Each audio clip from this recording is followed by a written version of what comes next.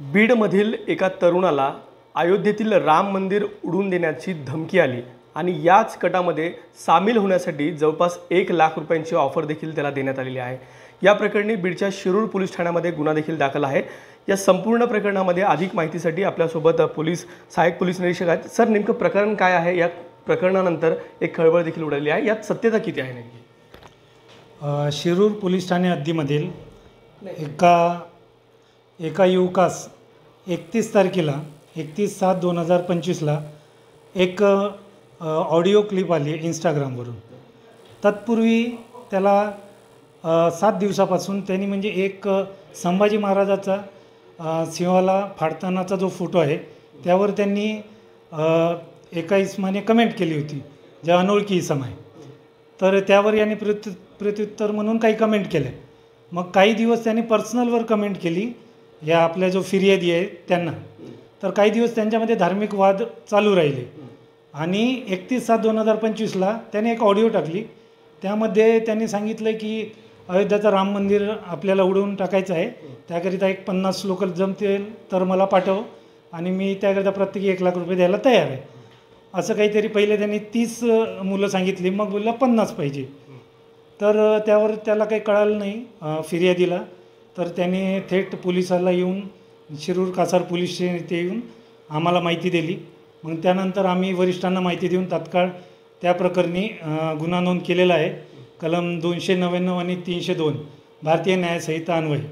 आणि त्या प्रकरणी आम्ही सायबर ATS यांना माहिती देण्यात आलेली आहे आणि त्यातील जे पोस्ट टाकणारा इसम आहे आणि ऑडिओ पाठवणारा, तर त्याचा तपास सुरू आहे। लवकरच आम्ही त्याचा शोध घेऊन पुढील कारवाई करीत आहोत। तरी एक सर्व जनतेला बीड पोलिसांतर्फे एक आवाहन करतो की कुठल्याही प्रकारचे कोणत्याही धर्माविषयी जे पोस्ट इंस्टाग्राम किंवा इतर सोशल मीडियावर व्हायरल होतात त्यावर कोणीही कमेंट करू नये अथवा त्यावरून कुठलाही दुरुपयोग करून कुठल्याही इस्माला धमकावू नये, असं मी आवाहन करतो आहे। सर, ज्याचं लोकेशन तुम्ही तपासलेलं आहे, जो आरोपीच्या विरोधात गुन्हा दाखल झालेला आहे, त्याचं लोकेशन नेमकं कुठलं आढळून आलेलं आहे? निश्चितच त्या ठिकाणी कराची, पाकिस्तानमध्ये असं काय आहे? नाही, त्यांनी जे आहे स्वतः त्याच्यामध्ये सांगितलेलं आहे का मी कराची पाकिस्तानवरून बोलतो आहे म्हणून, परंतु त्याच्या भाषेवरून तो कुठला आहे हे निश्चित सांगता येणार नाही आम्हाला। आणि त्याचा जो नंबर आहे आम्ही लिंक करण्याचा, म्हणजे कुठला लिंक आहे नंबर, तो काढायचा प्रयत्न करत आहे। तर लवकरच त्याचा शोध लागेल आणि पुढील कारवाई आम्ही तात्काळ करूया। सर, त्या तरुणात ज्याने जो फिर्यादी तरुण आहे त्याचं ATSच्या माध्यमातून देखील चौकशी झाल्याची माहिती आहे, काय चौकशी झालेली आहे?